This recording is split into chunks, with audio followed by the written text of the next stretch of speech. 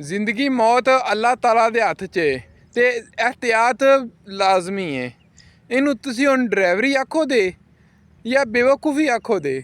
ਚੰਗਾ ਭਲਾ ਗੱਭਰੂ ਜਵਾਨ ਟਰੈਕਟਰ 'ਤੇ ਬੈਠਾ ਹੋਇਆ, ਸਮਝਦਾਰ ਬੰਦਾ ਲੱਗਦਾ ਪਿਆ ਤੇ ਖੇਲਾਂ ਵਿੱਚ ਲੋਡ ਟਰਾਲਾ ਲੋਡ ਕੀਤਾ ਹੈ, ਵਜ਼ਨ ਵੀ ਅੱਗੇ ਪਾਇਆ ਹੈ ਸਾਰਾ, ਤੇ ਨੱਥ ਟਰੈਕਟਰ ਨੂੰ ਨਹੀਂ ਹੈਗੀ ਤਾਂ ਇਹ 'ਚ ਖਿੱਚਿਆ।